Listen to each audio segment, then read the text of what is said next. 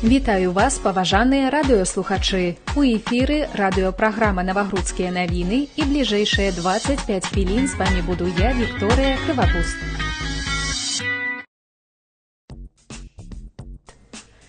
Сёння серада, 22 ліпеня. Распачнём праграму з актуальных навін. Мемарандум аб узаемаразуменні паміж Нацыянальным сходам Беларусі і арабскім парламентам, падпісаны ў Мінску, стане міжпарламенцкім мостам, які ў будучым будзе звязваць Беларусь з арабскім светам. Гэта адзначыў у каментарыі журналістам старшыня арабскага парламента Мухаммед Ахмед Аль-Ямахі. Паводле яго слоў, адносіны нацыянальнага сходу Беларусі і арабскага парламента выходзяць на новы ўзровень стратэгічнага партнёрства.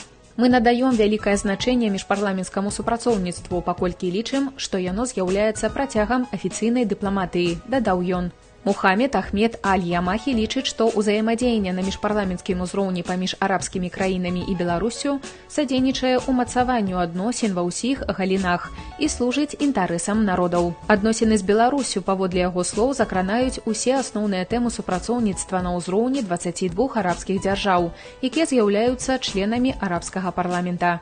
Гэта ўзаемадзеянне ў гандлёва-эканамічнай сферы, у галінах адукацыі і медыцыны. Мухаммед Ахмед Аль-Ямахі выказаў падзяку за насычаную праграму, якая ўключыла шматлікія сустрэчы, прадугледжаныя афіцыйным візітам. Беларусы трацяць у магазинах 33 рублі за дзень. Менавіта столькі склаў аднадзённы раздробны таваразварот у разліку на душу насельніцтва з пачатку года. Такія звесткі прыводзіць Белстат.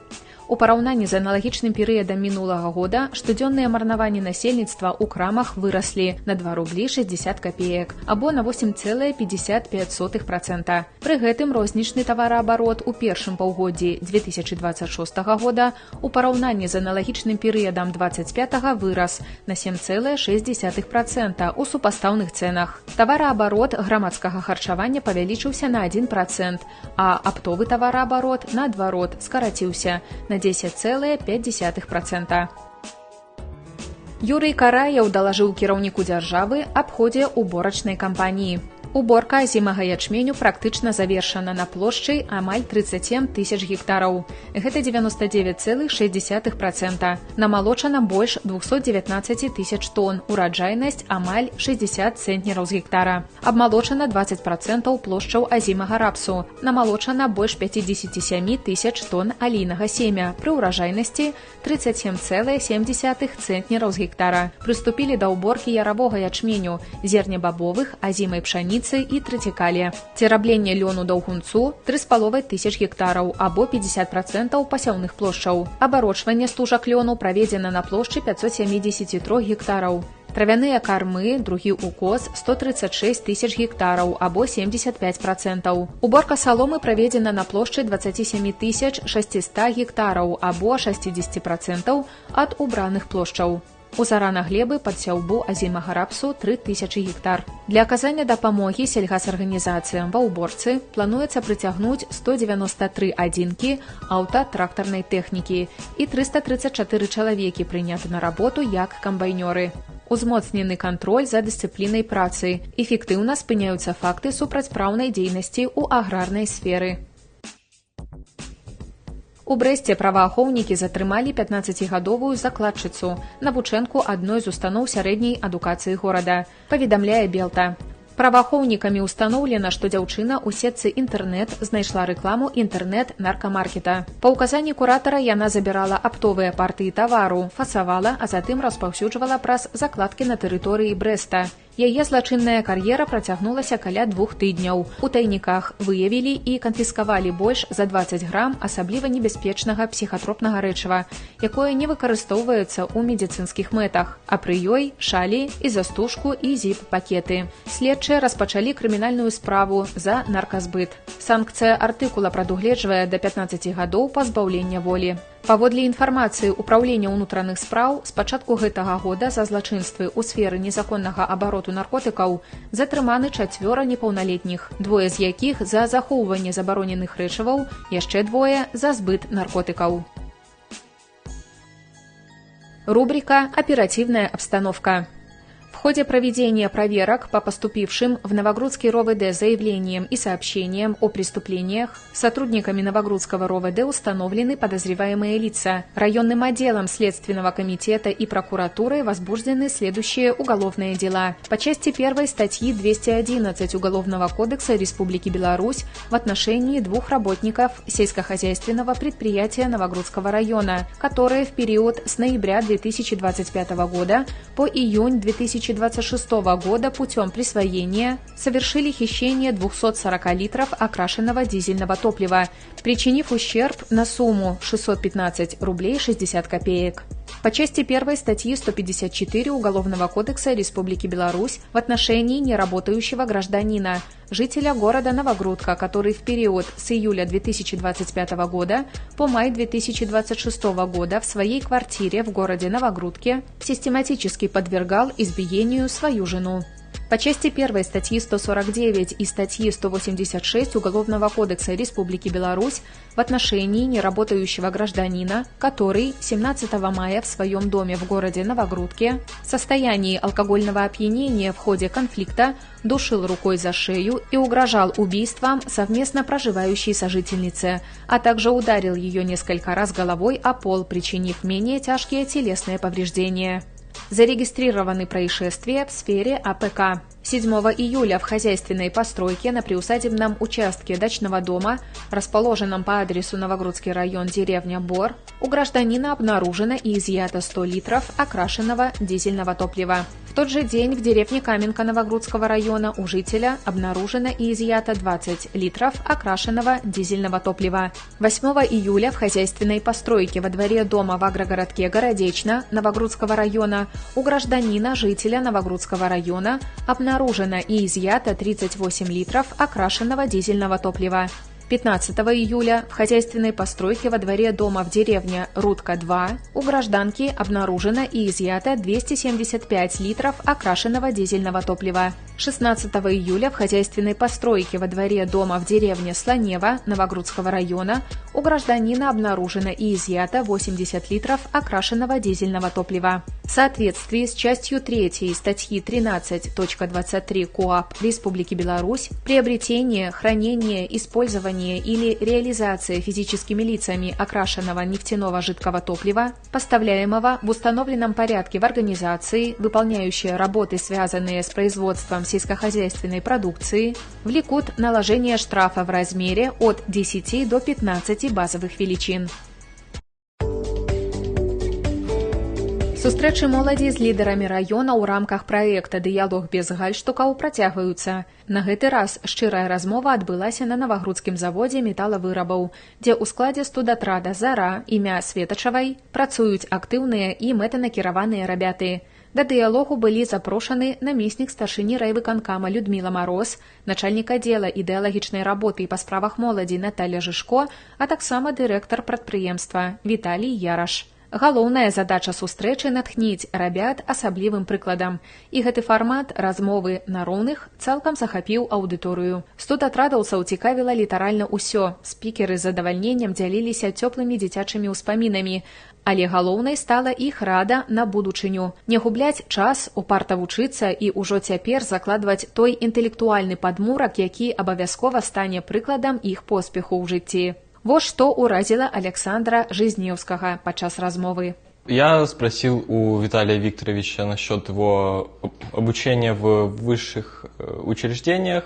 Меня удивило, что у него есть 2 высших образования, и что его первое место работы это было охранник торгового зала. Ну и тоже удивило, что он в какой-то период времени работал на комбайне. Дырэктар прадпрыемства падзяліўся з моладзю асабістай гісторыяй поспеху. На шляху да кіруючай пасады Віталій Віктаравіч ніколі не баяўся цяжкасцей. Працаваў грузчыкам, будаўніком, ахоўнікам. Да гэтага часу самым яркім момантам з юнацтва ён лічыць першы падарунак маме, набыты на сумленна заробленыя грошы. Было няпроста, але гэты досвед яго галоўны гонар. После университета отработка на то время называлась СПК Приднемовский. СПК Приднемовский, инженер ремонтно-обслуживающее производство. Меня поставили работать дальше, уже там был главным инженером уже в этом же предприятии. Когда работал, то освоил, наверное, все профессии. И водителя, и слесаря, и, не знаю, и сварщика, все профессии освоил. Просто было интересно и хотелось понять, как тут водитель на тракторе ездит, как там тут комбайнер работает. Зерносушилка самая большая, первая в то время была, а сейчас работает в Придуманском. Первое место работы и самый первый, кто на ней работал, это я. Предложили поработать, я еще тогда молодой работник был. Сказали, иди освой производство. Я пошел осваивал. Ну и весь сезон тут работал, как положено, как все рабочие. Поэтому вот это немножко закалило, конечно, себя. Ну и теперь помогает. Цікавіла хлопцаў і тое, як сённяшнія кіраўнікі выбіралі свой прафесійны шлях. Людмила Васильевна, а скажите, что повлияло на выбор вашей профессии? Возможно, вы сразу имели предрасположенность к своей специальности, а может, это повлиял город? Ничка, даже не знаю, что тебе ответить, потому что учительницей я хотела быть с самого детства. Вот я сейчас ловлюсь на мысли, наверное, были примеры твои учителя, которые были яркие, харизматичные, очень человечные, творческие, профессиональные люди, которые, наверное, хотелось быть похожим на них.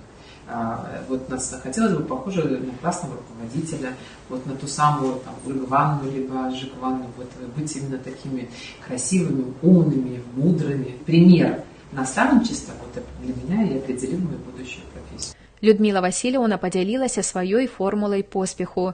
На яе думку, гэта 3 складальнікі – любоў да радзімы, сям'я і самарэалізацыя. Толькі калі гэтыя элементы злучаны разам, жыццё чалавека становіцца па-сапраўднаму шчаслівым і паўнавартасным. Не засталася без увагі і тэма асабістага жыцця, як адпачываюць і чым займаюцца лідары Навагрудчыны. У спісе хобі, фітнес і пешыя прагулкі, але асаблівае захапленне ў хлопчыкаў і дзяўчынак выклікала прызнанне дырэктара прадпрыемства. Ён аказаўся кандыдатам у майстры спорту па армрэслінгу. Закранулі на сустрэчы і тэму інфармацыйнай бяспекі, як не згубіцца ў лавіне фэйкаў, распазнаць маніпуляцыі і не паддацца на правакацыі, расказала Наталья Жышко. Апошні працоўны дзень працоўнага атрада завода металавырабаў стаў для дзяцей сапраўдным крокам матывацыі. Прычым ад тых, хто не па чутках ведае, як трэба працаваць, каб дабіцца рэальнага поспеху і развіваць родныя прадпрыемствы. Захар Турлюк выказаў. Впервые работаю на этом предприятии. Мне в целом понравилось. Работа была несложная, интересная. Ребята тоже хорошие. Это действительно то место, которым можно гордиться. Віталій Яраш, дырэктар адкрытага акцыянернага таварыства «Навагрудскі завод металловырабаў», рассказывае. Основная цель – развить у детей чувство ответственности и гордости за своих родителей, за свой город, за те предприятия, которые сегодня есть в городе Новогрудке. Зачастую вспоминаю себя, наверное, в их годы, может, чуть постарше, такие диалоги часто проводились. Вот. И я лично для себя, конечно, что-то подмечал. Людмила Мороз, наместник старшыні Навагрудскага райвыканкама, поделилася. Общаясь с нашей молодежью, убеждаешься, что наши дети, наша молодежь – это яркая, харизматичная, уверенная в себе, и в кого нужно вкладывать, с кем нужно общаться, кого нужно поддерживать. Они очень интересные, искренние, они наши белорусы, они наши новогрудчане. Дыялог без гальштукаў – гэта не проста фармальная сустрэча, а рэальная магчымасць сцерці бар'еры паміж вопытнымі лідарамі і будучымі спецыялістамі. І такая практыка адкрытых зносін абавязкова працягнецца. У мінулую суботу стартавала прыёмная кампанія ва ўстановах сярэдняй спецыяльнай адукацыі. У Навагрудку абітурыентаў ужо з самай раніцы прымалі гандлёва-эканамічны каледж, філіял Беларускага дзяржаўнага эканамічнага універсітэта, а таксама дзяржаўны каледж тэхналогій і бяспекі. У першы ж дзень у калідорах навучальных устаноў быў значны наплыў выпускнікоў.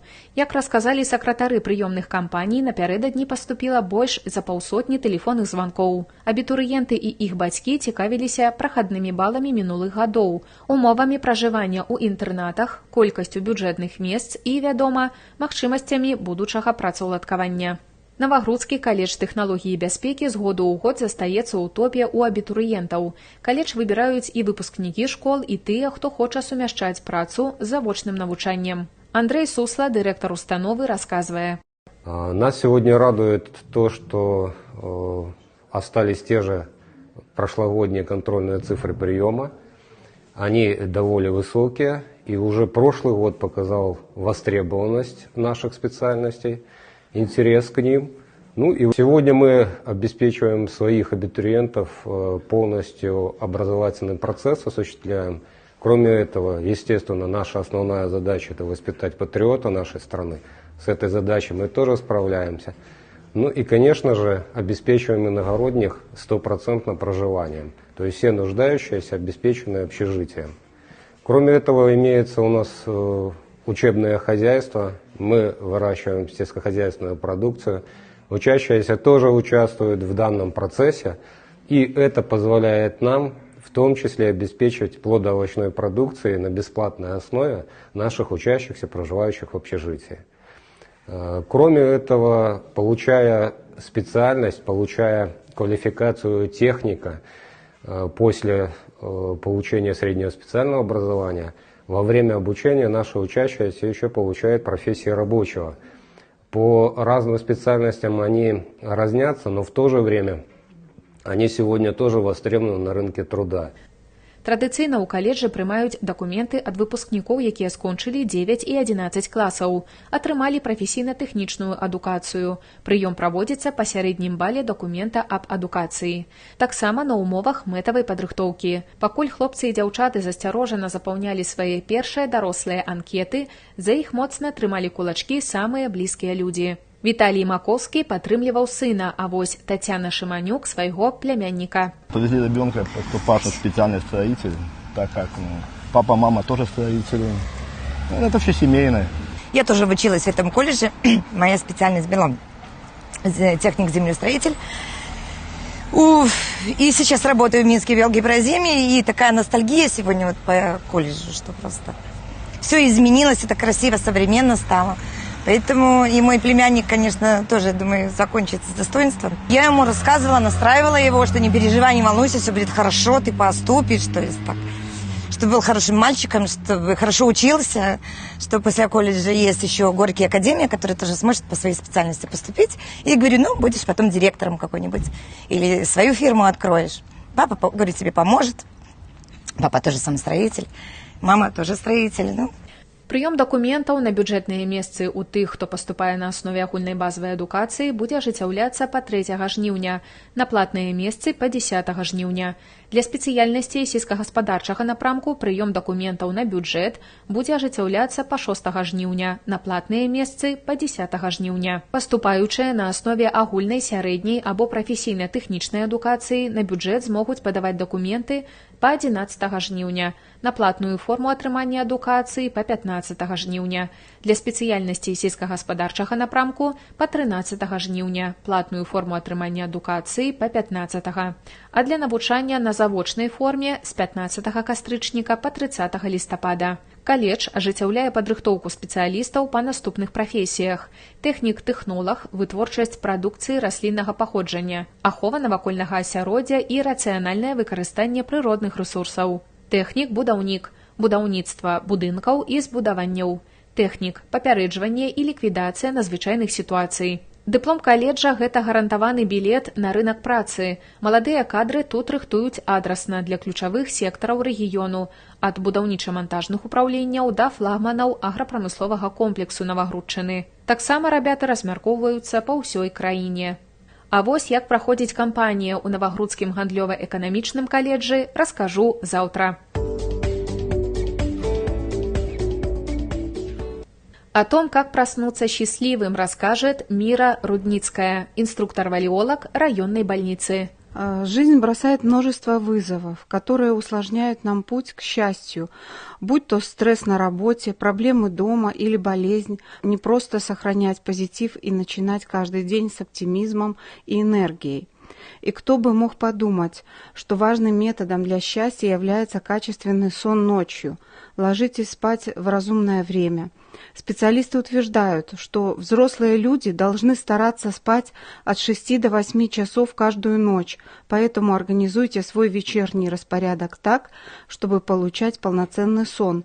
Также рекомендуем переставать пользоваться электронными устройствами, по крайней мере, за час до сна, чтобы у мозга было время снизить активность и подготовиться ко сну. Перед сном очищайте свой разум с помощью упражнений для релаксации, медитация, глубокое дыхание и прогрессивная мышечная релаксация – это способы, которые помогают уменьшить тревожность, облегчить напряжение или избавиться от неприятных мыслей, которые порой не дают нам уснуть. Попробуйте включить одну или несколько таких практик в свой распорядок перед сном. Спите на правом боку. Исследования показали, что сон на правом боку повышает шансы на положительные сновидения, а также уменьшает вероятность того, что настроение испортится в течение дня. Вам трудно спать на правой стороне? Подумайте о том, чтобы приобрести подушку для тела. Наличие такой подушки с левой стороны поможет сформировать позу для сна и не позволит вам переворачиваться на нежелательный бок. Обустройте комнату так, чтобы она стала благоприятной для сна. Вот лишь несколько способов улучшить атмосферу для глубокого сна и счастливого пробуждения. Проветривайте комнату перед сном или установите потолочный вентилятор. Он будет выступать в качестве источника белого шума, а также обеспечить циркуляцию воздуха в душной комнате. Выберите правильный будильник. Чтобы обеспечить себе пробуждение без стресса или сонливости, подумайте о покупке будильника, специально разработанного для того, чтобы постепенно выводить человека из сна. Чистое и свежее постельное белье также играет немаловажную роль. Если вы эстет, не забывайте о правильных успокаивающих тонах для спальной комнаты. Но помните, что кровати предназначены для сна. Исследования показали, что использование кровати для чтения или просмотра фильмов может препятствовать хорошему сну и создавать ассоциацию со стимуляцией, а не с отдыхом. Пусть ваши утренние пробуждения приносят вам радость и позитив на весь день. Информация Зонального центра гигиены и эпидемиологии. На связи врач-гигиенист отделения гигиены, труда и коммунальной гигиены Громыко Петр. С приходом тепла начался сезон активности клещей, переносчиков таких инфекционных заболеваний, как клещевой энцефалит и болезнь Лайма. С начала года количество пострадавших от укусов клещей на территории района составило 24 человека, в том числе 8 детей. С целью профилактики укусов и заражения необходимо, отправляясь в лес, на природу, надевать закрытую, плотно прилегающую одежду, обязательно головной убор, пользоваться репеллентами, проводить само- и взаимоосмотры, выбирать для отдыха участки без высокой травы с песчаными почвами, избегать употребления сырого козьего молока, в котором могут содержаться вирусы клещевого энцефалита, а при кипячении вирус погибает в течение 2 минут. Эффективными мерами предупреждения распространения и нападения клещей являются мероприятия по наведению порядка на территории населенного пункта, проведение расчистки и благоустройства территорий селитебной и производственных зон, зон отдыха, оздоровительных и санаторно-курортных организаций, садоводческих кооперативов и прилегающие к ним 20-метровой лесной зоны по периметру. К таким мероприятиям относятся санитарная рубка, удаление сухостоя и валежника, разрежение кустарника, скашивание трав, ликвидация свалок мусора. Помните, здоровье в ваших руках. Погоня за дешевыми брендами и нереальными скидками делает вас уязвимее. Покупка товаров через непроверенные интернет-страницы, торговля криптовалютой, поиск стоковых и конфискованных товаров. И вы на крючке у злоумышленников. Мошенники шантажом заставят вас перечислить огромные суммы денег, утверждая, что вы спонсируете терроризм или другие противоправные деяния. Не дайте себя обмануть. Будьте бдительны, не заходите по ссылкам, в которых не уверены. Не перечисляйте деньги неизвестным продавцам. Не вступайте в разговор или переписку с сомнительными людьми. Не попадайтесь на крючок. Берегите себя. І гэта ўсе навіны на сёння. З вами была Вікторыя Крывапуст. Сустрэнемся заўтра.